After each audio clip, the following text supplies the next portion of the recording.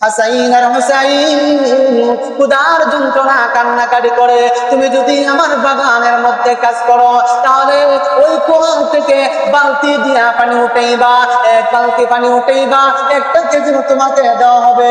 এক বালতি পানি উঠাইবা, একটা খেজুর তোমাকে দেওয়া হবে। এ আব্দুল্লাহ সাবধান সাবধান, বালতি নিয়ে বসে থাকতে পারবে না।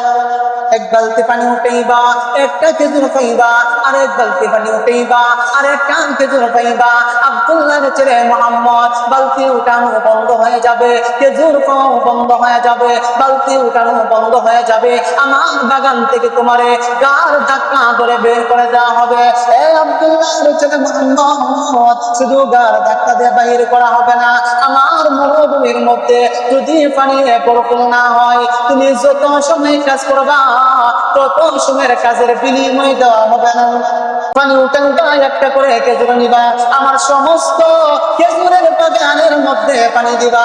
আল্লাহর রাসূল বলেন ঠিক আছে, ইহা ছাড়া কোনো রাস্তা নাই। আমার নাকি হাসাইন আমার হুসাইন আমার অপেক্ষা করবে। ঠিক আছে, আমি তোমার প্রস্তাবে রাজি হয়ে গেলাম। ঠিক আছে, বালতি দাও, কুহান থেকে পানি উঠাবো, কুহান থেকে পানি উঠাবো। পানি উঠানোর জন্য আপনার আমার নবী বালতি হাতের মধ্যে নিলেন, গুহার মধ্যে ছেড়ে দিলেন। গুহার মধ্যে ছেড়ে দেওয়ার পরে আল্লাহর পক্ষ থেকে অসংখ্য ফেরেশতা নবীর কাজের মধ্যে সহযোগিতা করতে শুরু করলেন। নবী পানি উঠাইতেছে আর পানি পাল্টেছে, নবী পানি উঠাইতেছে, পানি নিচের দিকে পাল্টেছে। হঠাৎ আপনার নবী ক্লান্ত হয়ে গেলেন, ক্লান্ত হইয়া ওই গুহার মধ্যে বসে গেলেন। ওই গুহার মধ্যে বসে যাওয়ার পরে বেঈমান দূর থেকে ডাকে আর বলে, আব্দুল্লাহর ছেলে মুহাম্মদ, আমার শর্ত তোমার স্মরণ আছে কিনা? আমার কথাগুলো তোমার স্মরণ আছে কিনা? বসে থাকবা, তুমি হাদিয়া পাইবা না, বসে থাকবা, খেজুর পাইবা না। আপনার আমার নবী ক্লান্ত হয়ে বালতি যখন আবার পানির মধ্যে পালাইলেন, পানি উঠাইতেছেন, হঠাৎ করে রশি ছেড়ে বালতিটা কুয়ার মধ্যে পড়ে গেলেন, কুয়ার মধ্যে পড়ে গেলেন। আপনার আমার নবী দাঁড়ায় বলে, এখন যদি বেঈমান জিজ্ঞাসা করে আমার বালতি কোথায়, আমার বালতি কোথায়, আমার বালতি কোথায়, বালতি আমি দিতে পারবো না। পানি উঠাইতে দিয়ে বালতি গুহার মধ্যে পড়ে গেছে। এখন আমার হাসাইন, আমার হাসাইন, তাদের খানার কোনো ব্যবস্থা হবে না, তাদের কোনো ব্যবস্থা হবে না। একবার হঠাৎ করে বেঈমানের চোখের মধ্যে পড়ে গেল, পানি উঠে না, পানি উঠে না, পানি উঠে না। হঠাৎ করে বেঈমান বলে, আব্দুল্লাহর ছেলে মুহাম্মদ, পানি উঠাও না কেন, পানি উঠাও না কেন, পানি উঠাও না কেন?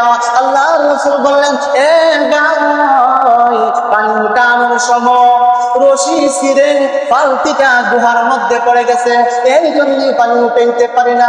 ওই কথার সাথে সাথে বেঈমান রাগান্বিত হইয়া আমার নবীর গায়ের মধ্যে আঘাত করে দিলেন। আঘাত করলেন।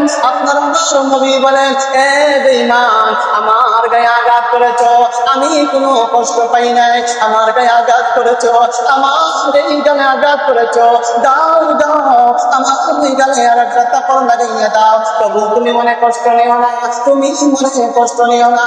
আপনার আমার নবী তার গাল কেটে দিলেন, ওই গালের মধ্যে আঘাত করলেন। যখন আপনার আমার নবী